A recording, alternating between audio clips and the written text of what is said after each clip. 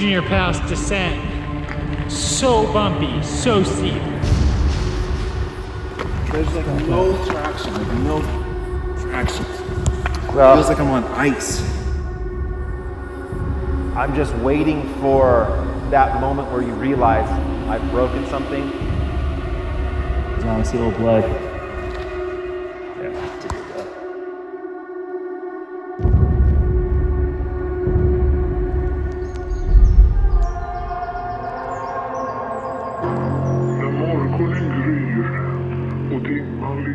This is episode 4 of season 1 of the Impossible Routes.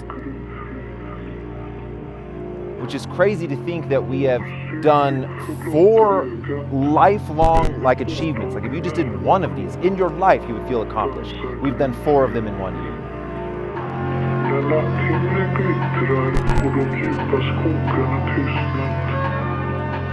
And this episode, to be honest, I probably should have bowed out. I am the guy here to depict the average Joe's story of this impossible route. I am so far out of my element. Not only is the course just alone ridiculous, this route, but then the people that I'm with is gonna push me so far beyond what I am capable of. My name is Petry. I am a professional mountain biker, and my career is doing long rides because that's just what I love to do.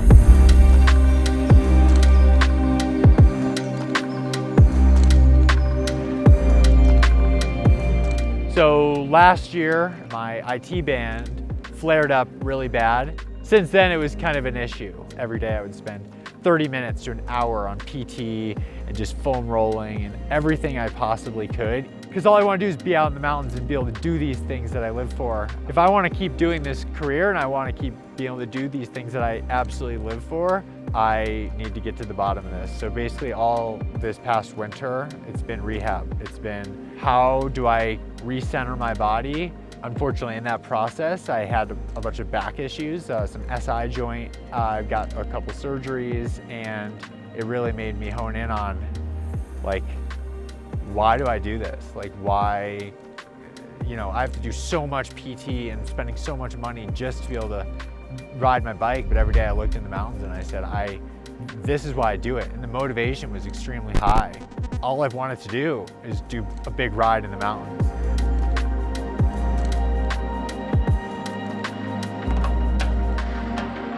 To take on the impossible route, that was going to be my biggest challenge that I've had in years.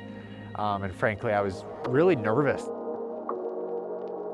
My name is Jeremiah Bishop, 2-time national mountain bike champion, adventure cyclist. And we're here in beautiful Telluride.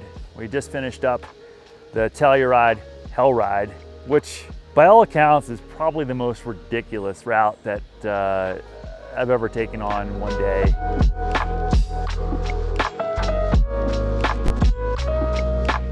And that's what I love to do. I love these projects of coming and doing something that I'm not prepared to do, that I haven't put a whole lot of thought into. I'm just gonna jump into something and see what I can do.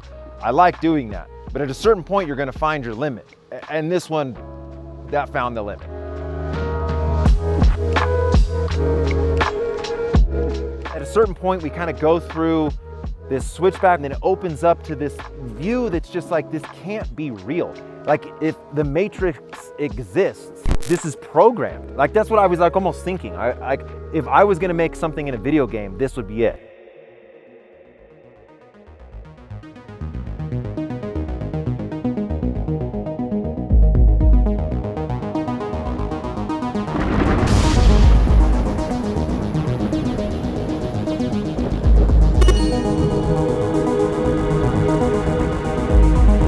Tyler Pearce,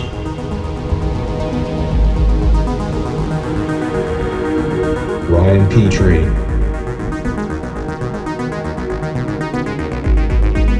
Jeremiah Bishop,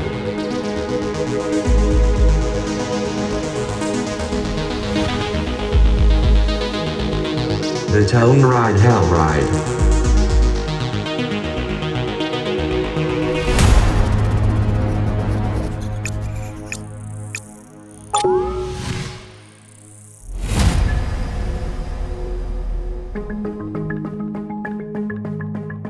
So it's 130 and about 22,000 feet of climbing. If you just did the core of the main route. I think that's doable. This was kind of like one of those ideas that came together over the course of several years. So last light is 8:21 p.m. First light is at 6 a.m. So if you average 10 miles per hour, yeah, hunky dory, that'll be easy. So Jeremiah first sent me the route and I looked at some of the passes. I kind of looked at it quickly. I was like, that sounds awesome. Like, I'm in. But then I dissected a little bit more and kind of understood what the goal and the time frame was. Yeah, like a 10-mile-an-hour average seems like you're going like 3 up, right? But then down, it's not just like road biking where it's like, oh, let's go 50 miles an hour for the next 20 minutes. So each climb gets sequentially harder, 14 and a half hours. I mean, this is the equivalent of like a 250-mile road ride. Put it this way, Impossible Route Mauna Kea, that was only 17,000 feet of climbing. Mm-hmm. And we were ready to die and get an IV in our arms when we finished. That's gonna be halfway. Oh, man. And then it was like, I don't know if these guys really know what these passes are. You don't move quickly out here. And being in Colorado, and I've done a bunch of rides over these passes, I know that there's so much hiking, and I know that it's a totally different mindset, and miles don't come quickly. So I was optimistic and I was excited to get out there, but I couldn't help but just think, we're gonna take this as it comes, because I have a feeling these guys don't know what's ahead of them. You know, the profile kind of looks like small pass, medium pass, really big pass, really big pass, but you don't have anything to judge it by. But literally, if you put like a category 1 famous Tour de France climb, it would be like the size of the smallest pass we did. I mean, honestly, you just look at them, the steepness, the difficulty, the surface, the altitude, the duration, all these factors combine to make it an impossible route. I mean, really do feel it was worthy of the moniker this time. Okay, so the main thing that's going on is that we were supposed to ride the Grizzle with the suspension fork. We couldn't get that in time, so we're gonna run mountain bikes, but my personal mountain bike, my forks just blew out. So then we had to ship this bike or come with this bike without forks. And now we're trying to place the forks on here. And we're leaving in how many hours? This is the impossible route way, is to just be dangling on the thread of actually starting. And then somehow pull off a miracle. Yes. Yeah, we'll get it. I mean, are you seeing this elevation profile? Yeah. And then it shows like the dark red, like that's saying that that's road. Yeah, it's actually blood that you're riding through. There's not a lot of It's not a road. I'm just hoping we didn't forget some important detail. The main detail is that they're pro mountain bikers, and I'm not. I'm not even a pro anything. It was nice to be able to, just jump right into this thing, and also, not really have time to overthink it. Last year I did a ride similar to this where I went over a bunch of passes. I was more near Boulder, but like we did 90 miles with like 13,000 feet of climbing. That was the average, and it took us 9 to 10 hours a day. So the question though, is it possible? I mean, you're the expert for Colorado. You like live up here, ride up here. I mean, it's essentially double what I was doing on those days. Do I think that I could have done 2 of those in one day?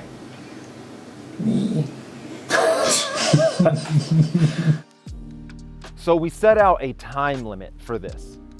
All these other projects we've made harder and harder and harder. And this one, we wanted to make it as hard as we possibly could, like the hardest one-day route ever.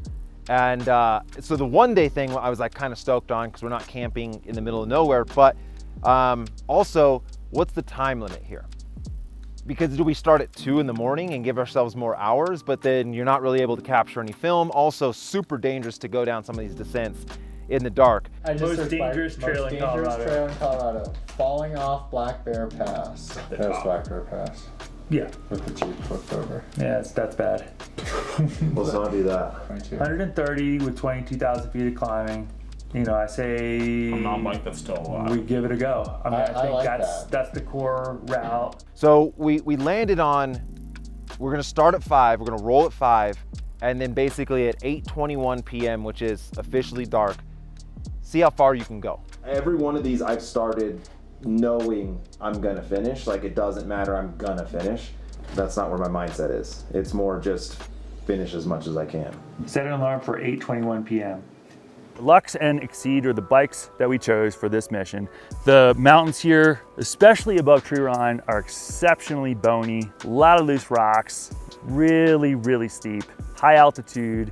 The combination of difficulty made the mountain bikes the way to go. We've been really underbiked for a lot of these impossible route missions, and I think it was finally time when we picked the right bike for the job.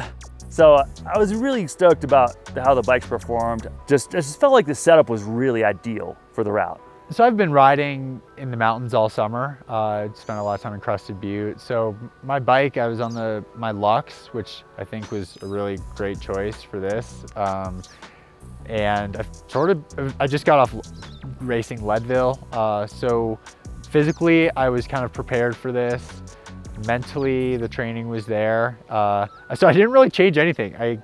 Whatever my bike was seemed to be right for being in the mountains. So besides that, keep it simple. We're gonna ride until 8:21, and whoever has the most elevation wins.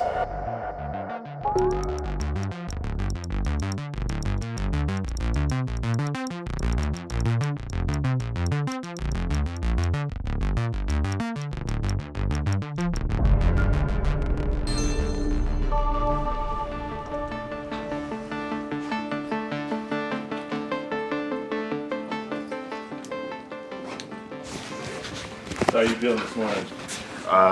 Eager to get going, and we drove in late last night, so I don't really know what this place looks like. And so there's like going to be this grand reveal as we're climbing it. I'm excited about that. How are you feeling this morning? I'm feeling surprisingly awake. I've been looking forward to this one for a while. There's just something magical about like being right here on the edge and kind of looking over and having no idea how it's gonna go. I don't know, I'm like a kid on Christmas. These are my adventure shoes for hiking, lots. When you put these on, you know you're in for a day. Again, it's just one day, so I mean, you know how bad can it be. 4 minutes to start. Let's go. So the first one that we did, Death Valley, I said we're going into the unknown. And that's what all of these are. They're routes that have never been done before, that you've never ridden before. I really like that. I really like that you don't know what's coming up. You don't know what's going to be difficult. You don't know what part of the course is going to be so stupid. And so that's a problem for future me. So it kind of makes me like not so anxious. We're just going into the unknown. We'll figure it out when we get there. I'm excited. This is what I live for, riding. These high mountain passes is what I think these bikes are meant for. It'll be fun to get up there and see how many of them we can do. The Telluride Hellride is inspired by my late friend Ben Sontag's love of the high mountains. The route's a combination of some of his favorite high alpine passes in Colorado. 27,000 feet of climbing and 139 miles. It's absolutely insane. Each of these passes gets progressively bigger and more menacing, which doubles down on the effort. The surfaces vary from packed dirt on the forested sections to loose gravel and even bagel-sized stones above tree line. The sort of moving rock seems devoid of anything holding it together, so it makes every foot climbed above tree line feel even harder.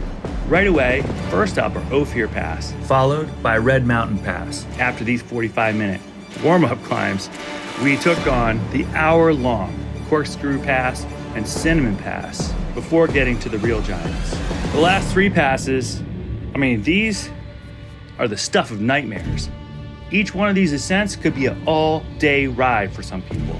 You're pushing the bike, you're grinding the lowest gear, and sometimes it's better to hop off and push and just save your quads. A little bit less grinding.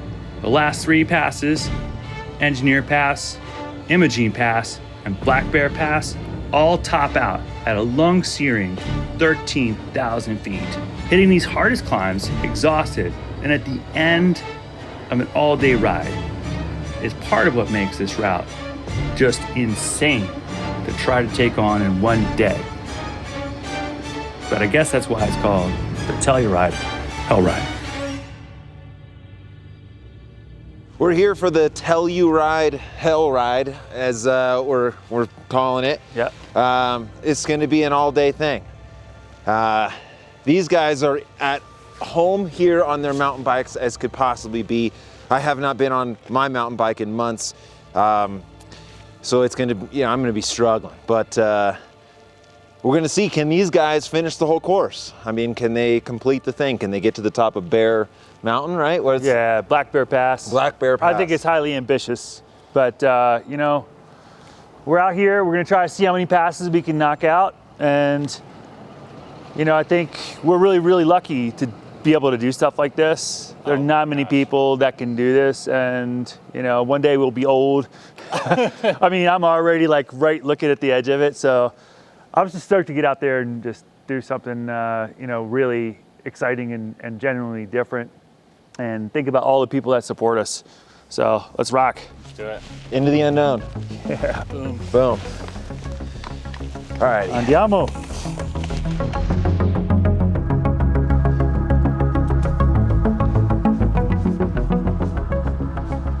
Rolling to the start, downtown Telluride.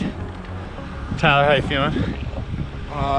Nervous, dude. I haven't been on this bike in like months. And I mean, I haven't even, a little unfamiliar with how the setup is, but it's all good.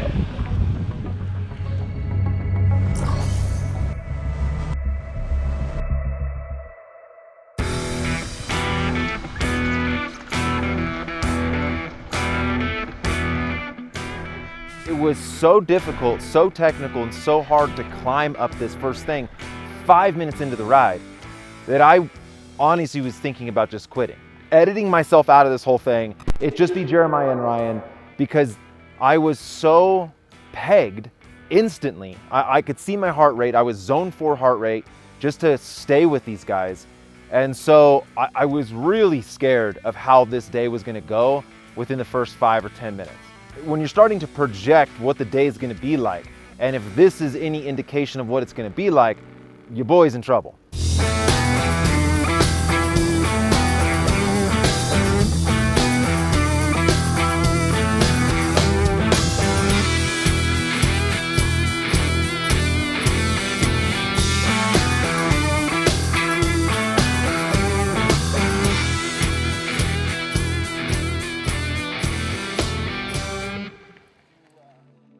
So I had not seen any of this at all. Like what's behind me, I had no idea. I have no idea what to expect.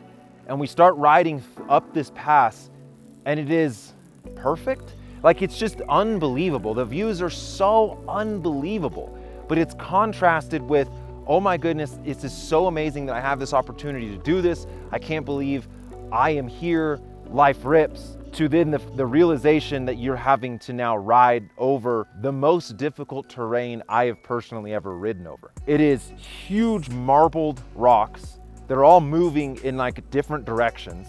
It's so steep. And so, look, I'm with 2 pro mountain bikers and they're having trouble staying on their bike. Ryan instantly gets off his bike and is walking, and I'm just trying to take cue from them. And so I'm doing that. And this pass, you can just see forever. Like you can see future you is not happy, like way up the road. So we decided to roll out in the dark and meet the sunrise, hopefully at the top of the first pass. And Ophir Pass was really where we got a true taste of the alpine passes here. I mean, these passes are epic. I'm kind of thinking, okay, we got this little hill to climb. And of course on the Strava profile, it looks like the least difficult of them, right? And then it climbs and climbs, and you're going through the forest, just beautiful pre-dawn light. And then we turn the corner and you just see these 2 big shadows and this road squiggling like a line etched into the sky. And we're like, oh shit.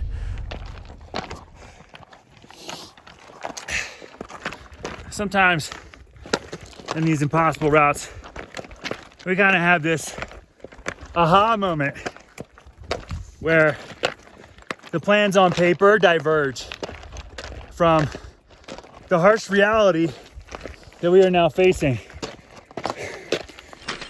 And it was at this moment they realized they had made a big mistake. It's good to have the hiking shoes on for the marathon of hiking we're gonna do today. This is what these passes are, and everyone thinks, oh, dirt road. Yeah, no. We're gonna take the gravel bikes out. No. How would the gravel bikes have been out here? They're terrible. The elevation is no joke here. So I'm looking at my heart rate. I don't have power, but I'm looking at my heart rate, and at just maintaining a speed to move forward, you know, I'm at zone 3 heart rate minimum. So I know that that's going to be a huge issue for me later, because once you burn a match at elevation, you can never get it back. And so you really have to pace yourself. But I am with these two beyond human riders. I need to make sure that I'm with them as long as possible so that we don't have to split the film crew on the very first climb. So I dug really deep on this first pass. We're on and off the bike, we're pushing, you know, we're kind of realizing, yeah, what we got ourselves into. And Ryan knew what we were getting into. Ryan's the mountain man. You know, he's been through all these high alpine passes. Part of the reason why it made a lot of sense. Ryan asked to come on this one, and I was like, yeah, he knows his shit. I kind of chuckled to myself when we started walking. I wore like basically hiking shoes that also have a cleat in them because I just knew. And I think everyone was looking at me like, oh, like, what's the point of those? Like, and then we're walking within an hour and a half of the ride. So to me, that was kind of funny. And you just change your mindset and you change your expectations, and it's okay, this is gonna be different than what I thought it was gonna be, but it doesn't mean that it's bad, it just means that it's different. How you feeling? Oh my gosh, calves are a little tight from the walking, you know, but yeah, this is real. This is like the crown of the Rockies. I mean, this pass just, it's a little intimidating. But this is the first one, and category on the Jeep 4x4 scale is like intermediate, kind of like one of the easier passes. So we're just gonna have to see. Very quickly on, you're realizing just how impossible this is. Every layer that you could make something difficult is just a 7-layer burrito of what the fuck. So we make it to the top of the very first pass. And at this point, if Ryan and Jeremiah go this same pace and I'm able to maintain this pace, I feel pretty confident that we're gonna be able to stay together for a while. We come off the descent. The descents are, again, just so amazing because this is unlike anything else we've done so far in this series, in this project. And this is what I really like. I like long, steady climbs for an hour or two, followed by big descents. You know, put in a big effort, put in a big recovery. So on paper, I was really excited about this profile and just doing big climbs, big descents.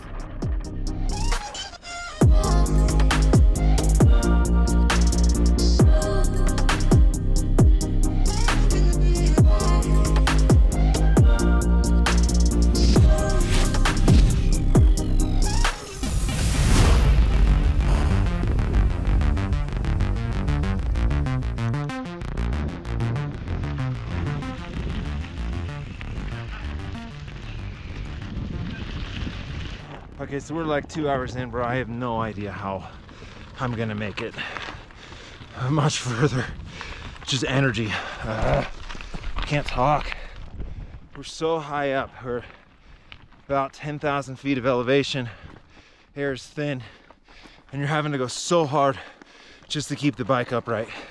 It's loose, it's great. Oh man. Oh, I'm so out of my element here. Okay, so now we hit Red Mountain, which when I look back on it is really a blip on the radar. It wasn't that technical. It was probably the funnest pass for me personally. It sort of feels like the last day of Death Valley. Yeah. Where I don't really care how this day goes because we've already accomplished something so amazing. We're on the second pass. Yeah, this is Red Mountain, I think the side of Red Mountain. The dirt on this side is like a little bit wet or tacky. Yeah, this is good. And so it's way easier than that first pass so far. Yeah, we're just at about 2 hours and 50 minutes in. And energy's doing good, but we gotta keep remembering to eat, because it's one of those things that'll catch up with you quick. You get too excited looking at terrain and, you know, taking on the next section. So, you know, it's a long day, and this is only gonna get harder. Yeah, the Red Mountain, it was actually a really nice road surface, but it was steep, and I was feeling really good there, so I kind of just took my own pace and was loving it, honestly. The sun was perfect, it was starting to warm up.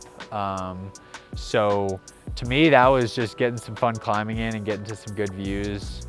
You know, still so early in the ride, and I think with rides like this, you have to go in with a totally different mindset. You can't be trying to hit the mileage. It's more just saying, okay, I'm gonna be out riding my bike all day, and as long as I keep moving, that's the theme. You keep moving, and it's moving through mountains, and it's whether you're walking or you're hiking or you are riding your bike, it's different terrain out here. It's not a race where you're trying to average a certain speed. You have no idea, and you have no idea what these passes are gonna bring. And I didn't either. I mean, I knew what these passes in general were like, but I hadn't done these passes, so I was taking it pass by pass as well.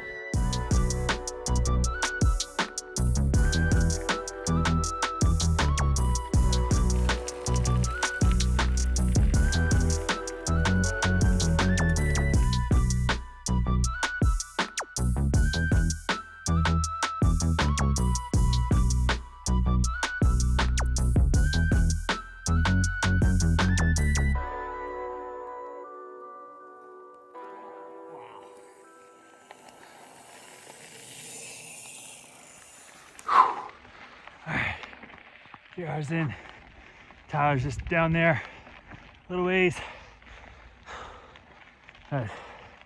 Ryan is obviously acclimated to this. I am not.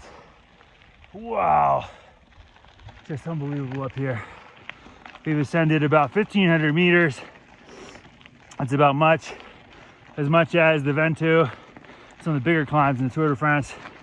But man, we're climbing on much tougher surfaces. Just gotta keep it rolling, keep fueling, and be powered by the terrain, be powered by the motivation. This is one dedicated to Erin, because she's done so much to enable these things to happen. So I love you. So we get to the top of this one. It's not really that big of a deal. Like, this sort of just a warm up to what the day is going to be.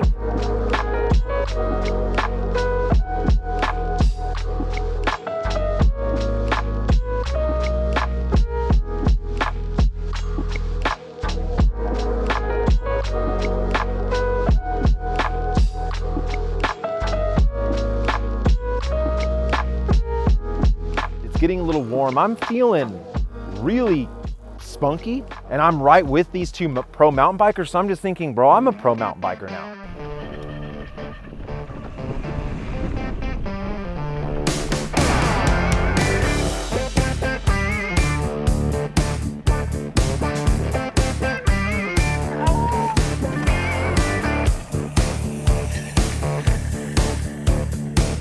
We come flying around this turn. Jeremiah almost loses it. His back wheel kicks out, and he almost crashes. I see that and I'm like, wow, he almost wrecked. I better not do that.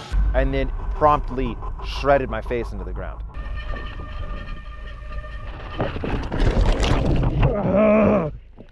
God damn it! And so we came around this tight turn, and I just lost the front going pretty fast. And I crushed myself into the ground. I'm sliding, I'm like upside down, and I'm just waiting for that moment where you realize I've broken something. And so then I kind of lay there for a minute. I can hear the drone over the top of me just looking down at me. I'm not springing to, which is a little bit of a concern, because sometimes when you're fine, you just jump right up. Yo, you all right? Yeah. Shit, dude. Yeah. It's so fucking twitchy. Yeah, it's just these marbles, man. Super steep. And all it takes is one of these apples to put you down. There's like no traction, like no traction. Well, Feels like I'm on ice. yeah, I mean, I almost lost it too. You see me slide out? Yeah, it's just super loose. No injuries? No. Probably good you had your knee warmers on. I see a little blood. Yeah. But now my foot is messed up, my hip is messed up, my hand's messed up, my shoulder hurts a lot. And now I feel so stupid, right? And I don't want to feel this way. I don't want to be that guy where there's these pro mountain bikers and they're riding and now they're climbing better than me and then now I'm the one that's wrecking. I don't want to be this squid on the ride. And Jeremiah has this like old father figure where he's not mad, but he's like disappointed in you. You know, like when your parents are like, I'm just really disappointed. That's way worse than if they were mad. And so I'm like, ah, man, you know, like I don't want to do this. I don't want to be that guy. So Jeremiah like kind of slowly paces me back down the hill. We get to the road and I'm really beat up at this moment, like proper beat up, but I'm not going to talk about it. I'm not going to use that as an excuse. We're just going to keep riding. So then me and Ryan hit this $1 million road, I believe. So good. And on a mountain bike, you drop the seat, you know, the suspension's unlocked. And so you're just carving these turns. And that was so much fun. And so then I kind of forgot that I had crashed because we were having such a good time. Ryan was taking these really sharp turns like on the inside and I was right behind him. So it was just vibes through the roof.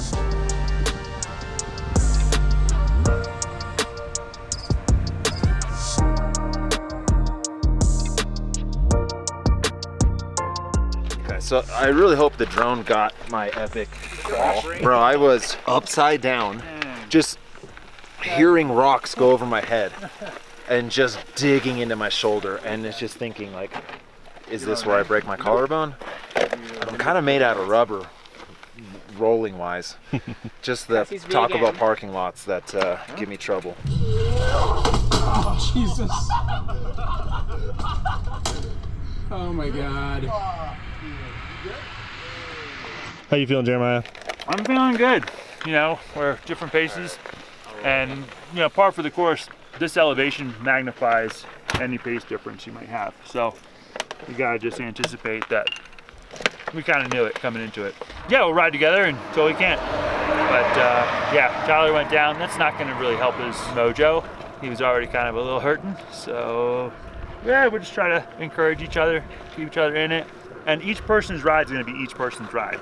And that's part of the story of this one. I think it's going to kind of just become its own game.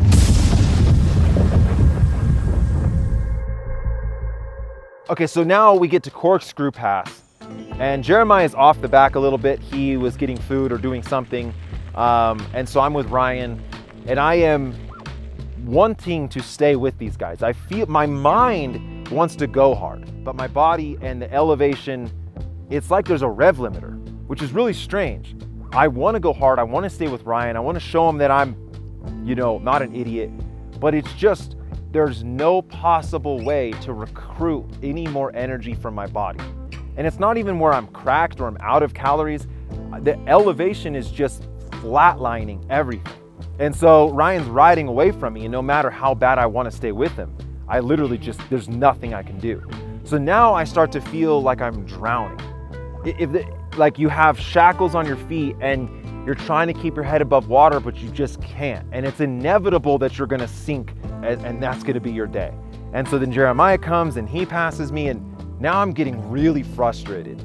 Getting really frustrated with my performance. I'm getting really frustrated with how much longer we have to go and where I am in my personal space. And I was like, wow, you know, starting to feel this. You know, you're riding on the nose of the saddle. I mean, you're really far forward. You know, you're kind of feeling it in your quads a little different.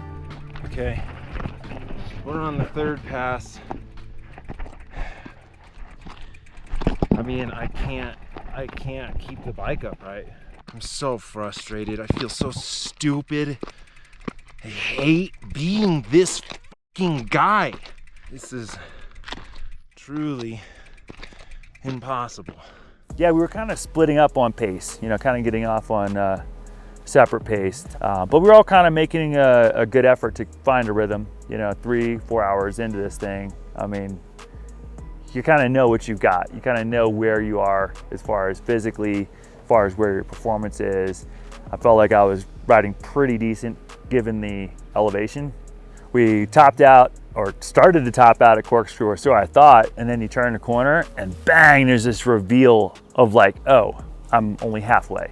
And I think that was like the story of the day. Every single climb looks like, you know, a nice peak on paper, but then when you're actually climbing and you get above tree line, like you get up onto the shoulder of the mountain, and then you see that big gray thing in the back, like this monster with like a little zigzag etched in it. And you realize you are nowhere near the top.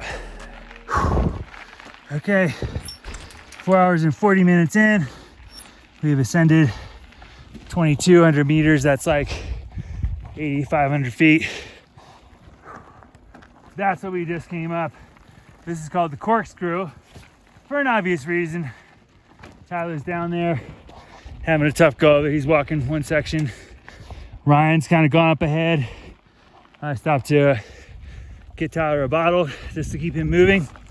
But yeah, I think we're probably gonna split up at some point, probably after this next flat section. So hopefully we can regroup, fuel up, and hang together for a little while longer. What the hell? What is that? Dude. Holy.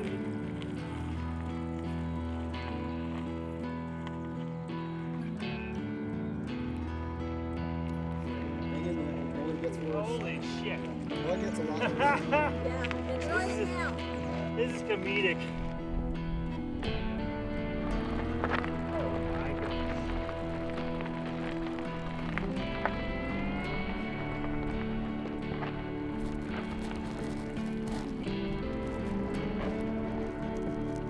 Yeah, JB. Yeah. Whoa. This Corkscrew Pass is insane. So steep.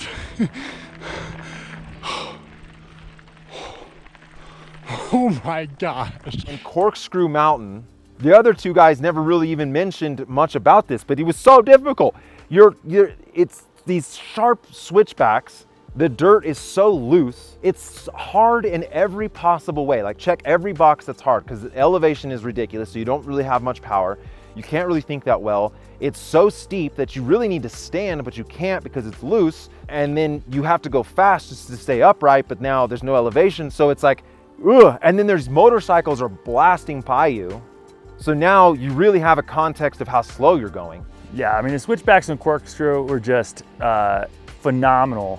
Just pin after pin after pin. And then you get above tree line and it's just like this staircase to heaven. Just such a cool climb. But yeah, when we're getting to the top of Corkscrew, I was like, damn, this is hard. I mean, quads are already like tightening up from the pushing and from the sprinting to try to get over these steep sections. It was definitely just like, you know, all the work you put in, the reward is 100% worth it. The vistas up there, I mean, you could stand up there for 2 hours just looking. I feel great. Thank you. You look like you're crushing it. All right, thanks. This is all new to me. New roads is motivation. Although I looked ahead at that one and it was just mind-blowing up here. Like, every you just pass. have to be okay walking. As long as you're okay walking, then Well, nothing is too steep. We have to tell Tyler that it's okay to walk. Yeah. Because right now, he's in the mental circle of I suck, you know, just because of the walking. No. But No. it's evil. It is really loose, really difficult. At some point, we're gonna have to split up. I think that moment is now. Yeah. But man, when we got to the top, it was like just free ride down the mountain through this alpine gulch. I guess it's called Velocity Basin. And it's just green with these lakes and just, you know, I can see why people think that this is like the Alps of Colorado. Like, there's no doubt about it. Very jagged peaks, but this, you know, awesome green basins. We're just ripping. I linked up with Ryan and, you know, we're just carving and turning and weaving. And it's actually kind of fun riding these ATV trails because they got these banks and then they'll have these sudden drops. And I remember coming up to one drop and there's this giant hole. I grabbed a fistful of brake, dipped down in the hole, popped out of it, caught some air. I was just like, you know, really fun. I mean, it's old school mountain biking, or maybe it's new school gravel riding, I'm not sure, but it's fun, so whatever. So it's like everything I have just to make Corkscrew Pass. I mean, I emptied the tank, and emotionally, I'm now drained. Physically, I'm pretty exhausted, and we are not even halfway through the day. So then we get to the top of Corkscrew Pass, and Ryan and Jeremiah had gone ahead, and I'm sort of just in this mental funk of, you know, feeling really dumb. And also then I'm thinking about, I would say I'm a filmmaker that likes to ride bikes. I'm not a bike rider that makes films. And so in my head, the film comes first. That's what I'm thinking about all the time. So maybe I shouldn't think that way. You know, the videographers we had for this project were next level, so I really probably shouldn't have even thought about it. But that was like just ticking through my mind. There's no way this is gonna convey in the video. I mean, just pedaling your bike is, oh man. This elevation is just murders you. I mean, this is absolutely living up to what I thought it was gonna be, which is the hardest one-day ride ever. All right, rolling into the town of Silverton. Oh, cool. Pretty wild. It's like this, I guess, silver mining town. I've only heard of it in legend from the Iron Horse Classic, but we also are at that crossroads. Tyler's struggling, and it's just climb after climb. So I think we're gonna start going our own pace from this point and just see how far we make it individually. We just have to keep rolling if we're gonna have any chance of making it. So we come off this Corkscrew Pass descent, and it is so unbelievably beautiful. And there's this moment where and it's like really nice road. You're cooking. I think my maximum speed on Strava was like 55 miles an hour, which was probably at this point. So the vibes start coming back. And I kind of got into this place where I remember this quote that says, "Comparison is the thief of joy." I like that quote, but I never really understood it. But in this moment, I was comparing myself to two pro mountain bikers, and it was robbing the joy of this trip. So I reframed my thoughts in this moment that I'm no longer gonna compare myself to two badasses. I'm just gonna do what I do. And maybe that's kind of embarrassing. It's embarrassing for me to put that out there. It's embarrassing for me to put in context to what real mountain bikers do versus me, but it didn't matter. I changed the way I thought in that moment coming off of Corkscrew Pass, and I just started having fun. I started loving life.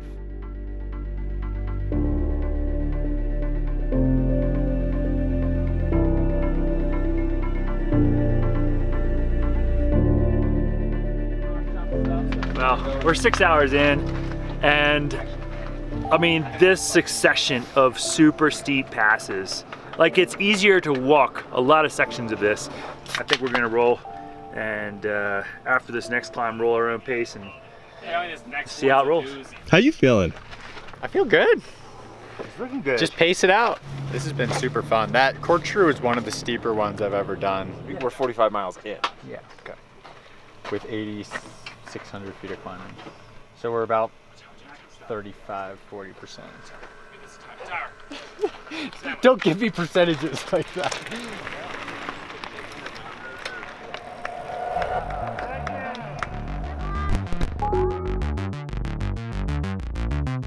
Start riding towards the next big pass, and with the elevation, it literally feels like your brakes are on. You're pedaling, and the way you are perceiving your energy being exerted versus how fast you're going doesn't match up. It just feels like you have a kite behind you. It just is so frustrating. And so then Ryan's like pushing the pace, and I am going pretty hard just to stay with them, but it's like flat and rolling, so I kind of want to stay with them as long as possible. And then again, I just checked out, and I said, you know what, we have so much further to go. I need to just settle in my own pace and enjoy this amazing opportunity I have. So I'd never really ridden with Tyler much. I knew that he has the ability to hang in the front of groups in some of these massive races, and I've been there with him a few times. I didn't know how he would do in these mountains and at altitude. I knew he wasn't from high altitude. So I was just hoping that he would put his best effort in and just, you know, have the day that he wanted to have out there. And just that he would just enjoy these things that I absolutely love, these views, these passes, and just the whole experience. We've just started the base of Cinnamon Pass. Tyler's probably a couple of minutes down already, so I think we're going on our own at this point. Kind of just follow our pace. I don't know if I'm going to be following this guy's pace much longer. He's charging. He is acclimated. This is his house.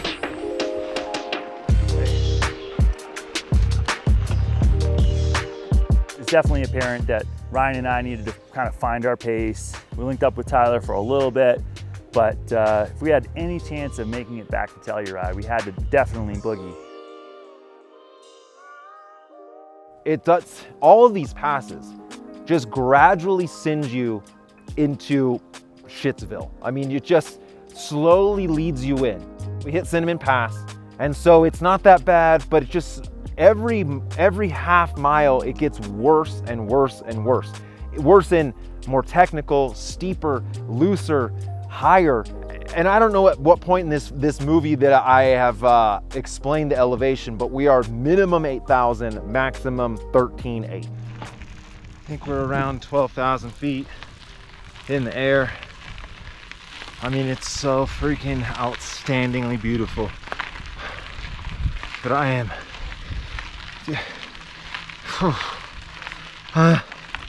those are the noises that I guess all I can make. I only have this climb and what, 3 to go after that? 2? So a flat section and 2 big mandatory climbs to Telluride. So we're getting there. So we kind of rode our own pace up Cinnamon Pass. You know, I was feeling good and kind of finding my rhythm, finding my drive, feeling like the altitude was like, I don't know, like I was almost acclimating during the ride, which is a really strange feeling to actually start feeling better during the ride. But you know, I started to get into a groove. Just another phenomenal high alpine pass. Hard to explain it, hard to explain it.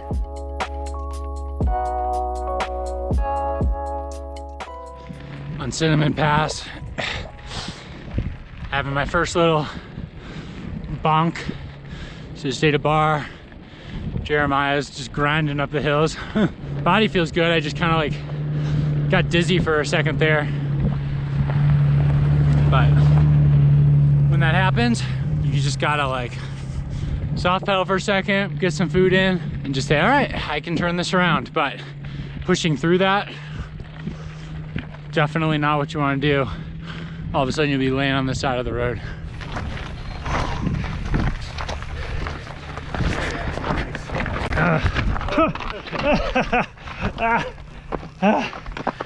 Well, trying to get the shot there.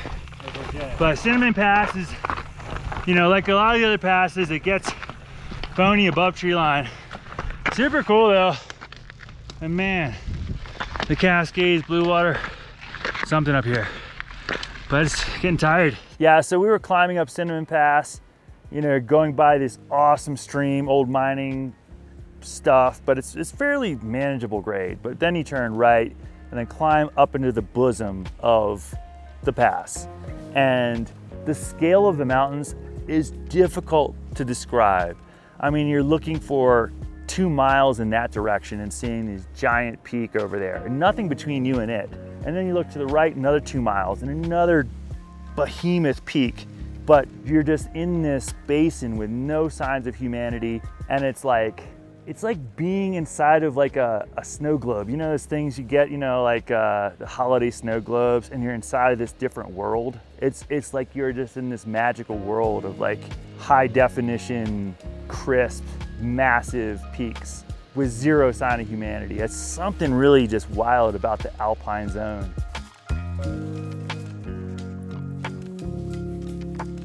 So how many miles in are you guys right now? 59.4. Yeah, just under 60. Unbelievable. 11,864. Yeah. You good? I'm good.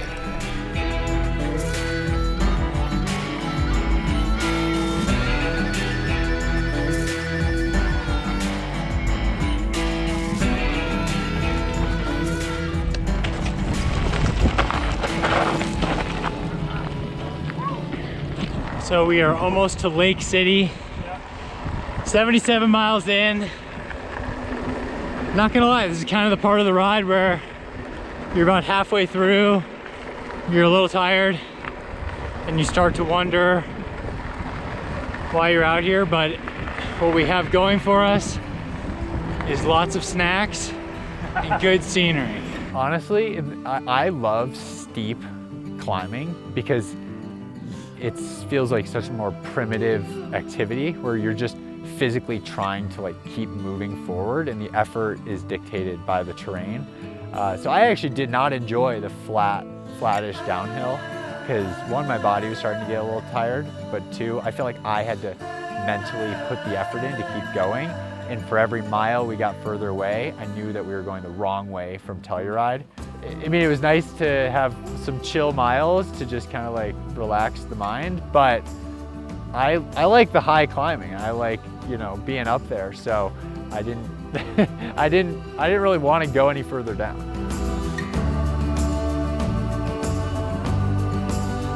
I am just in a world of hurt from the elevation. I just can't, like I said, you're drowning. There's nothing you can do. So I'm slugging up this climb. One of our film crew guys, Ben, he's on the moto and he's with me. And without him, I am for sure turning around and just cutting this course in half. But Ben was like always there to cheer me on. He would always be getting these 6 shots. And dude, I will run myself into the ground in a blaze of fire for the right shot. So as long as it's on film, I am totally okay suffering till death. Such a heartbreaker right there.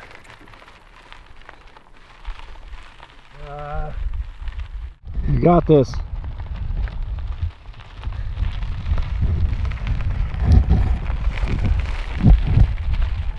And he just encouraged me to get to the very top. And if we just said that was the end, that's the ride. That alone, like a lifetime ride for most people. Just getting that point. I get to the top, there's all these Jeepers, and they're cheering for some reason for me, which was really invigorating, was awesome, because just driving up these is difficult.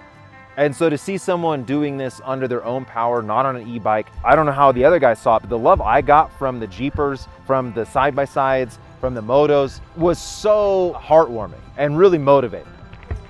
If anyone ever says, hey, you wanna go mountain biking in Colorado? Say no. I believe that.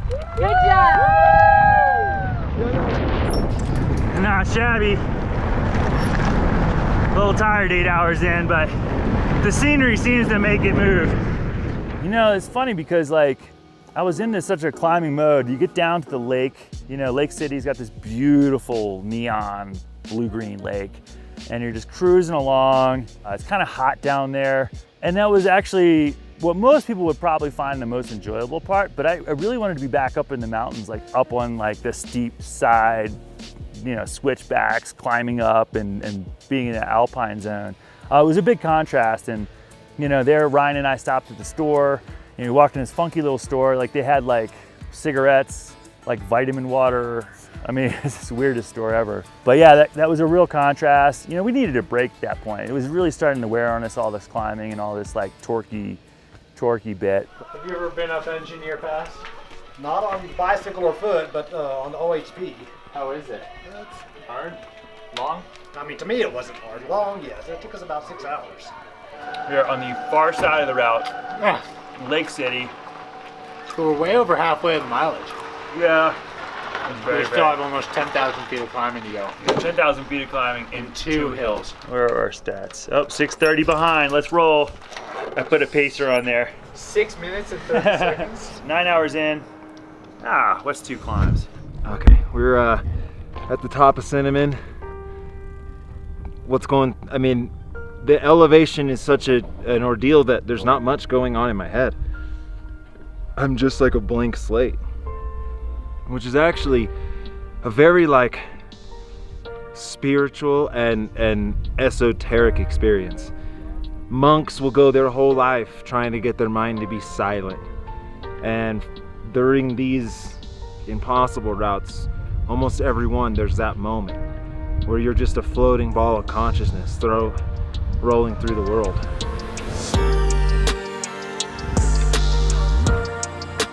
Top of Cinnamon Pass, we start going down. It's pretty technical. At a certain point, we kind of go through, this switchback was amazing, and then it opens up to this view that's just like, this can't be real.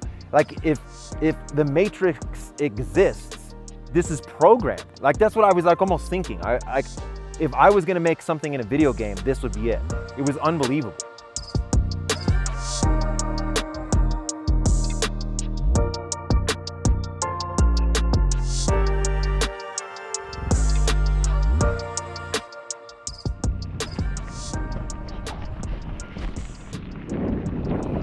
How is this real life?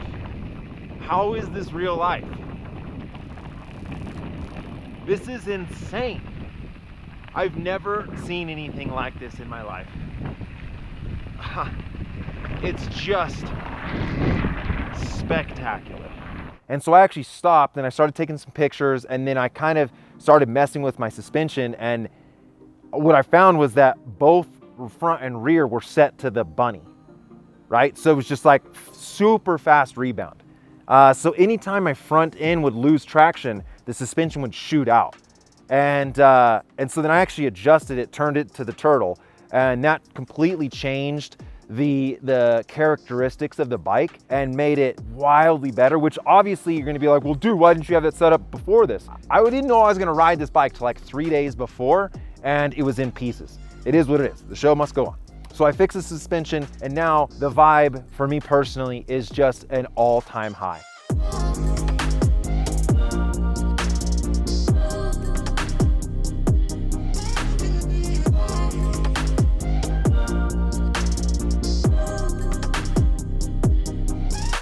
And so again, at this point, I guess I could be in a TT position trying to catch Ryan and Jeremiah. Ben kept telling me they weren't that far up the road, which made me want to chase, but I was having the time of my life.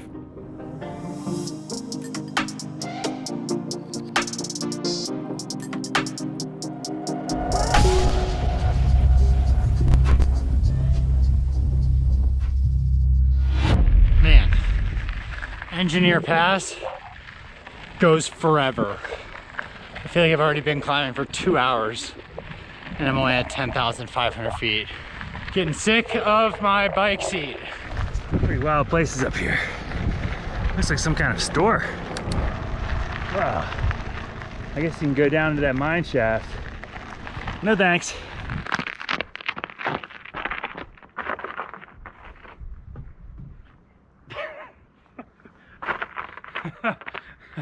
Ten hours in, top of Engineer Pass.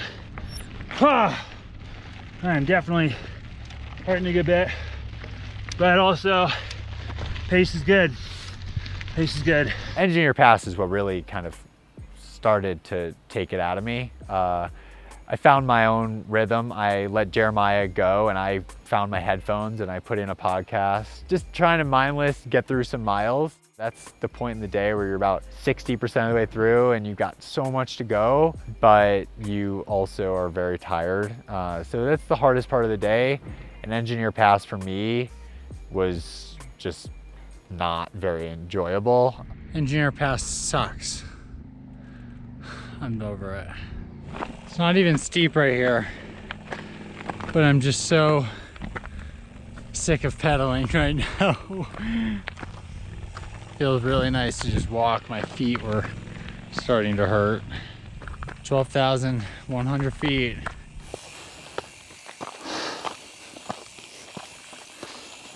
I'm just like, I'm like doing fine on energy, just like sick of being on my bike.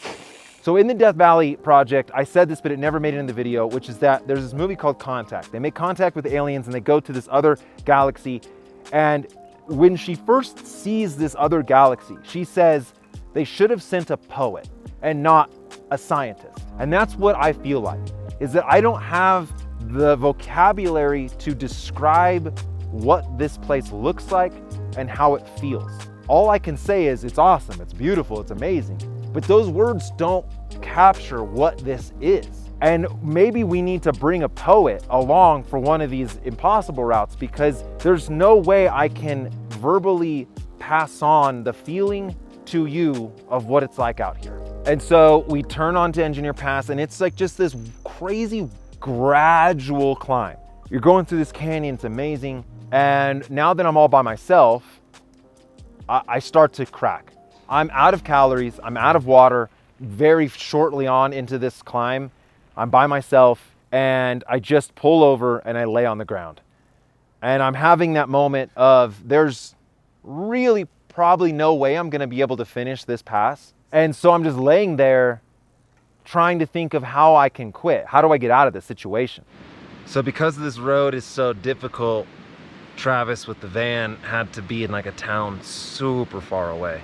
So my last like feed was 4 hours ago, and I have to climb the hardest, gnarliest pass before I can even get to him. So I'm like 2 hours away from him. I just don't see how that's possible.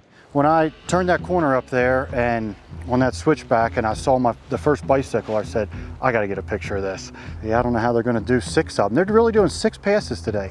Wow. I don't know how they're gonna do it. I really don't know. I guess that's why it's called the impossible, right? I have no idea how they're gonna do it. I couldn't probably do it on a motorcycle. I thought it was gonna be an hour and a half, but after the false flat sections, you're going past these mines, it finally kicks up, and it kicks up big. Massive oxbow switchbacks, loose rocks.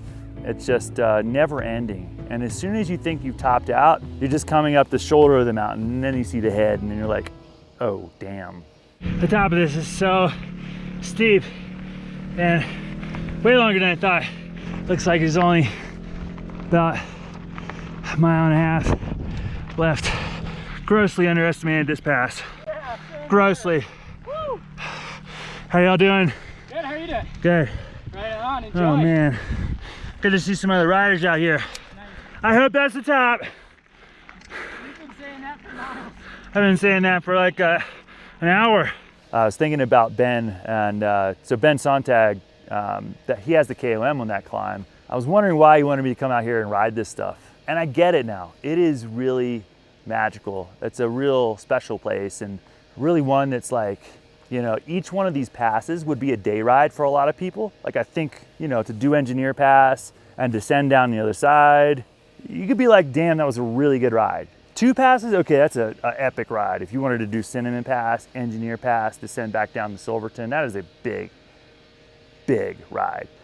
But trying to do 7 big passes in one day, whew, that was very, very ambitious. And that's why we got kicked in the teeth. Oh, I made it! I made it! Woo! One left. One more pass left. Holy shit. It is some gothic terrain up here. That was an effort. Okay. I honestly thought that was the top back there, but I guess par for the course. It wouldn't be an impossible ride if the top was actually the top. I'm at nearly 13,000 feet here, and no doubt this gravel route is the crown of the Rockies. This is really something unreal. I feel like I'm on a different planet. I looked, it took me 2 hours and 20 minutes to climb it. I mean, where do you get a 2 hour and 20 minute long steady climb? So that is where I was really starting to get into my head, and that pass just dragged on absolutely forever.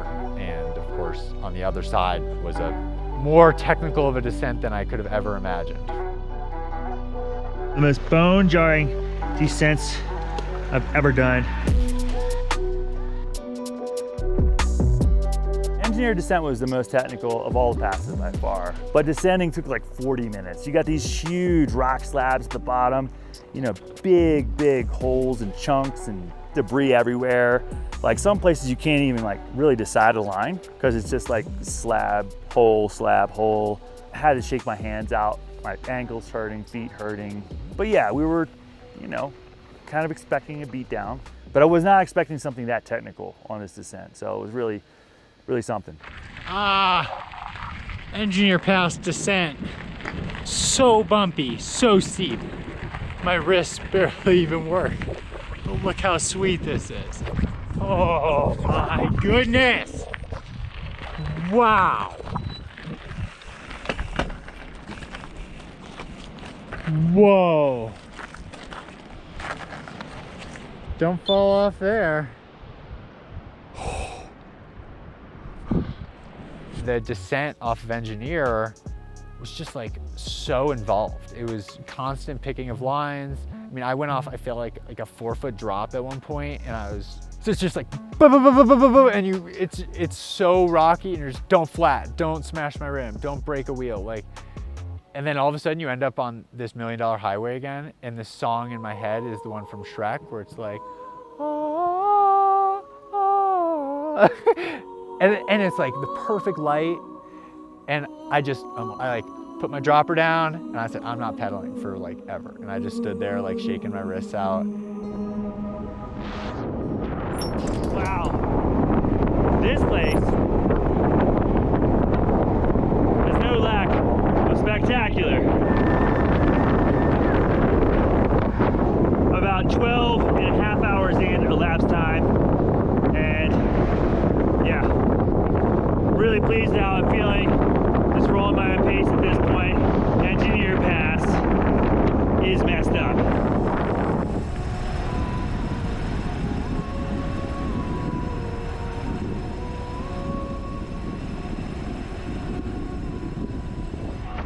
There she is. And that was one of the coolest parts about this whole ride, was seeing these towns I've never seen. I've heard so many things about Silverton. I've heard so many things about, you know, Lake City, and then Ouray. I was blown away. I mean, the peaks and just the lighting was perfect. I wanted to stop and just hang out to like explore a little bit, but as we got into Ouray, I was looking at my watch and definitely realized I had to keep moving if I wanted to even get to Telluride at all. So now we start really coming up Engineer Pass, and it gets really steep, and the elevation has me just twisted. So there's no negotiating with elevation. Elevation don't care. I really feel like I have a strong mindset, but it is literally useless in this moment. Like, I want to go hard, I want to finish, I can overcome the demons. It's just like with elevation, I just have no power, and you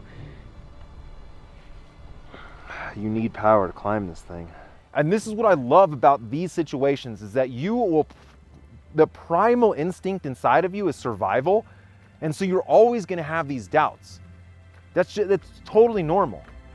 But if you put yourself in a position where quitting is not an option, it's not possible, all of a sudden your body does something that you never thought possible, which is like opens up these reserves, and you go so far beyond what you think is possible and is capable.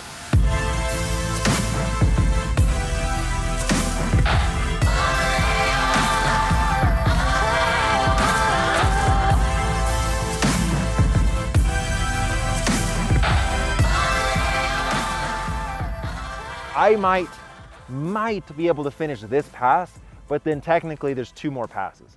And so for me, not a chance. It's no way am I gonna do that. So I just need to focus on this. Can I make this one pass? It's difficult. It's very difficult. It's the most difficult thing ever. At one point, I'm pushing the handlebars with my head because I'm just trying to do anything. Like, my head hasn't been used during this trip, so I'm using that to push my bike.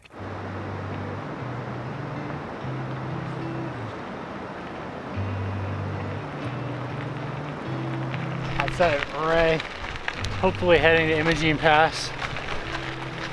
But also, maybe it'd be better if we weren't, because we gotta go 4,000 feet up in the next like 6 miles. I want it to be so steep that I get to hike. I really do, because my legs are sick of pedaling.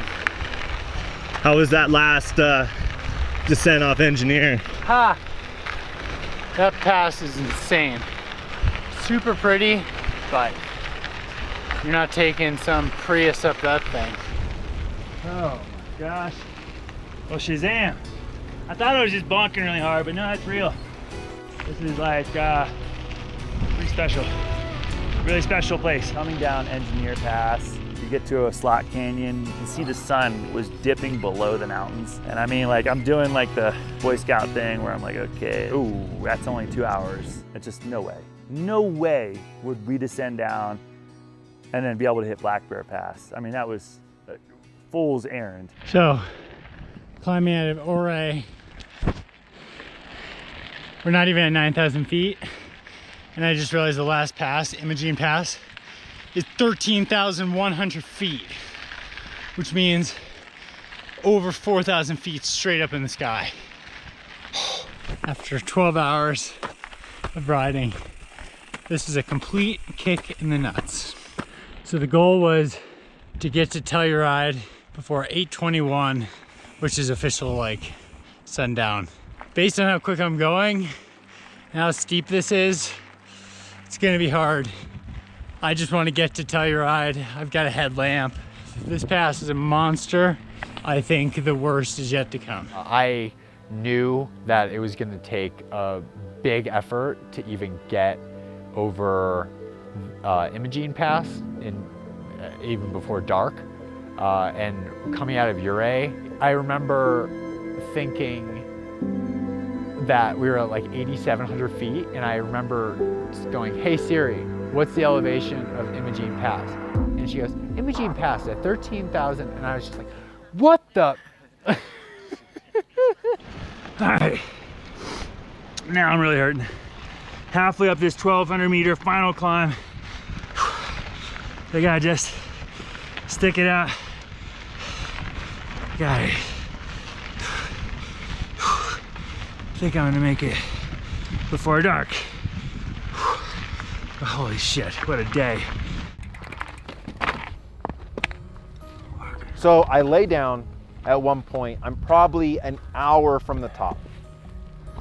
Dude, it's forever till the... Oh my goodness. I'm laying down and I'm just looking at this wheat blow in the wind. And it's like all I can see is a blue sky, picture perfect blue sky with wheat. And there's like a little fly buzzing around. And I just get into this very hippie moment where I start realizing like, this is something that monks spend their whole life to achieve, which is an empty mind. You are void of memories, of emotions, of stresses. It's literally just my pure consciousness flowing through the world and living in the absolute moment of the environment. I just kind of got this little shitty grin on my face. I kind of smiled a little bit inside. I just felt very special that I've been able to accomplish this. And it was a very spiritual experience. So then I kind of just put my sunglasses on, I put my big boy panties on, and I just keep going.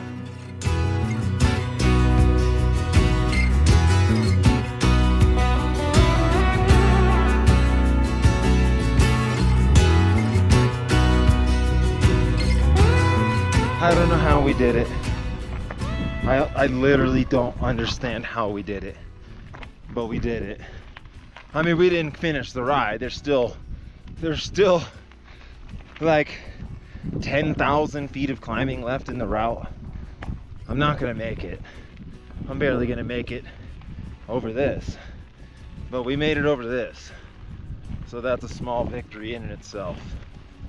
So a couple Jeeps just passed me and said our film guys were looking for Jeremiah and he wasn't up ahead. So I'm a little bit concerned, but it is getting dark. Fortunately, he has a tracker. We'll see, hopefully it turns out. So you're solo, you're in the vibe. At what point do you realize that you have taken a wrong turn? Oh man, I'm like in that groove where the pedals are just turning. I feel like I can ride all day. Like I felt like I was racing a 100-mile race. That was the pace I was going. Like I was pushing. I'm looking at the profile. I'm a quarter of the way up already. And then I hear this like bing, bing, bing. I look down at my Garmin, it says make a U-turn. I'm like, no. And I ignored it. And then I had that sinking feeling when I checked the map. I'm like, oh no. I am going the wrong way uphill on like an 18% grade climb for like 15 minutes. And I realized I am not even on the right mountain. I'm like I'm supposed to be over there. Yep. 1,000 feet up the wrong direction. Well, might not make it by dark. Where am I light? Hope Ryan went this way. All right, I'm in chase mode. I think Ryan's probably about 5 minutes ahead of me, if my math is correct. See if I can catch him. Doesn't realize I'm behind him. Hey!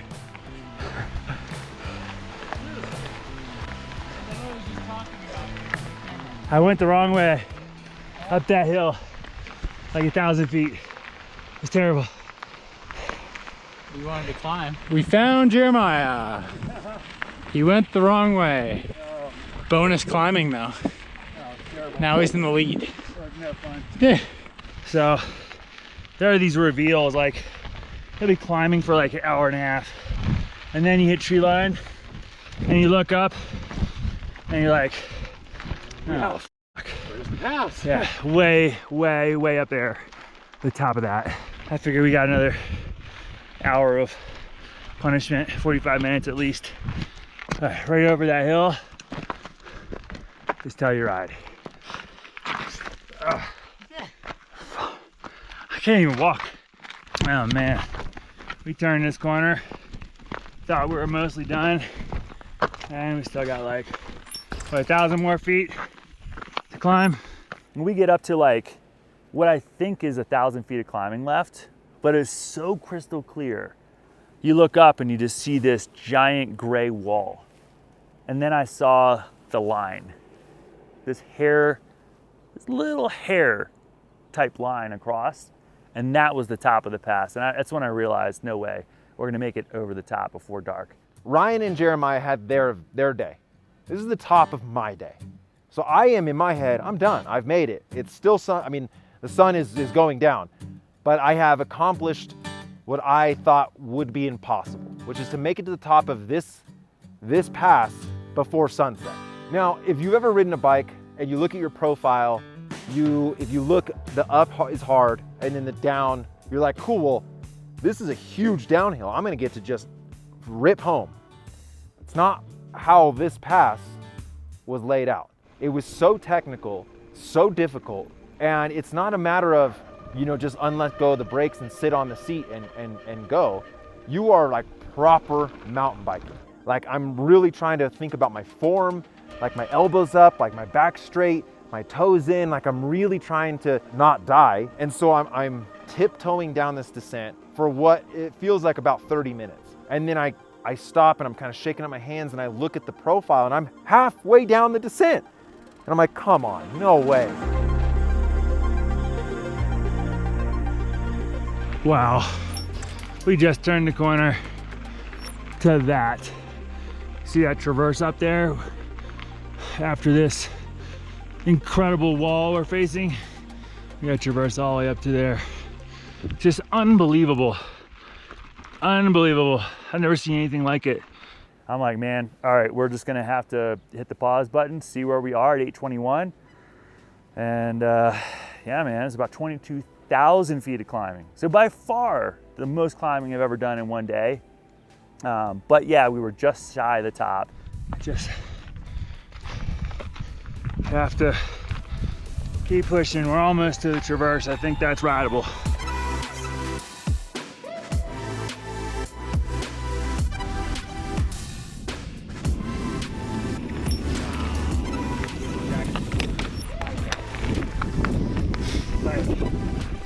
I don't even understand what to do.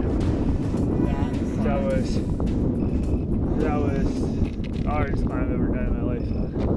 How you feeling? Really glad I'm up here. It's just relentless. I mean, I knew the summit was 13.1. I'm pretty sure it's the highest pass in Colorado. It's awesome. The summit, the highest pass on the hardest 4x4 dirt road gravel ride in Colorado, if not America, if not the world. I don't know how it stacks up, but I just know how I feel right now, and it is not good. And I think once we got to the top, like, we were really excited, because even if we were descending this sketchy ass 5,000 foot downhill in the dark, we know we were gonna get there. And so now I'm descending one of the most technical descents I've ever done. And then I'm thinking, oh, I'm gonna die. So then I'm trying not to flat, because like, how dumb is that to flat, like right at the end. I see this perfectly paved road and I'm just like, yeah. I swear, as soon as I hit the road, my back tire just goes, and I'm like, no, dude, like, it's gone through so much. And I have not flatted at all during these impossible rides. Like, not one flat through the last 3 episodes. And I guess technically you might say I still haven't flatted, because that was sort of the end of my ride. But anyways, I don't get to do this big descent on the road. It doesn't matter because it's pitch black. And so now I have a flat, and Ben's still way up the mountain. And I'm just like, well, what do I do now? And then this guy, who I think was definitely drinking a lot of whiskey, because he offered me some whiskey. He's like, do you need a ride back into town? I'm like, I do. He's like, well, I have no room in my cab, so you got to get in the bed. But there was like all of this construction equipment, like ladders, saws, hammers. Like, bro, there's no space in your bed either. And so he's like, oh, you'll be fine. So we put the bike in the bed, and I'm sitting in between this like a ladder and a like a jigsaw. And dude, I was, any other context, this would be a really bad experience. That you're probably with a drunk driver and you're in the bed of his truck in a ladder. But bro, I was just as happy as could be. I'm just getting this free ride down this mountain. It's kind of warm. It's over for me. I've made it out of this alive. It was just, I don't know, man. I was so happy in that moment. And that's what I love about these projects, is it takes what might objectively be a dangerous, sketchy situation that you wouldn't be happy with and turn it into a positive. The whole experience, man, was just freaking life-changing.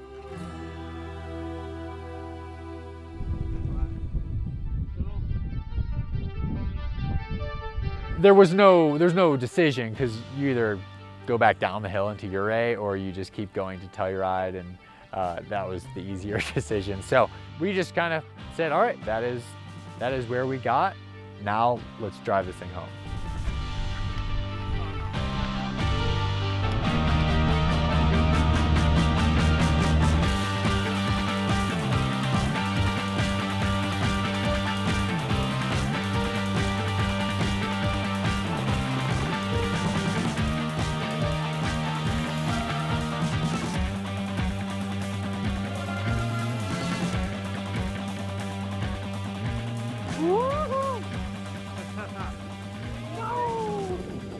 So we just wrapped up the craziest ride ever.